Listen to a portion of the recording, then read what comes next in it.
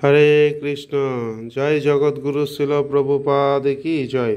পতিত পাবন গুরুদেব কি জয়। সদ্যগর ভক্তবৃন্দগণ, তো আজকে আমরা শ্রীমদ্ ভাগবতমের তৃতীয় স্কন্দ দ্বিতীয় ভাগের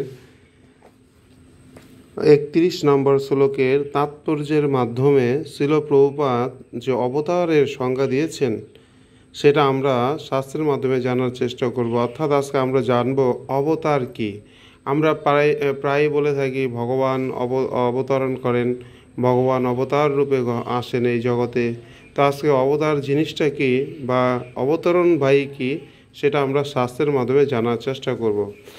ভগবান তার ধাম থেকে এই জগতে অবতরণ করেন এবং তাই তাকে বলা হয় অবতার, অর্থাৎ যিনি অবতরণ করেন।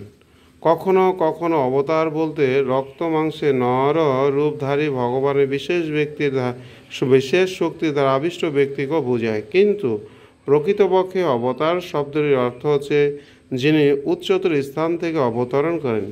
ভগবানের ধাম জড় আকাশের অনেক ঊর্ধ্বে অবস্থিত এবং সেই উচ্চ স্থান থেকে তিনি অবতরণ করেন, তাই তাকে বলা হয় অবতার। অর্থাৎ আমরা বুঝতে পারলাম যে ভগবান যখন তার ধাম থেকে এই জগতে নেমে আসেন কোনো বিশেষ কার্য সম্পাদন করার জন্য, তখন তাকে আমরা বলি অবতার। অর্থাৎ যখন তিনি অবতরণ করেন, যখন তিনি এই জগতে অবতরণ করেন তখনই তাকে বলা হয় অবতার।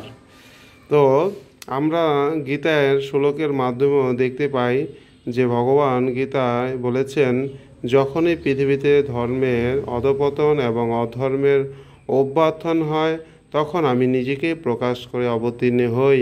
তো সদ্যগর ভক্তবৃন্দগণ, তো আমরা দেখতে পাই জগতে যখনই দুঃখ দুর্দশাগ্রস্ত হয়ে পরিণত হয় ভগবান তখন কোনো না কোনোভাবে তিনি সেটা সমাধান করেন।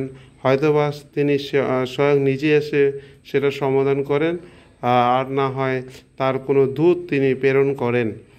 তো সেটাই হচ্ছে বিশেষ একটা জিনিস আমরা জানতে পারলাম, সেটা হচ্ছে অবতার জিনিসটা কি।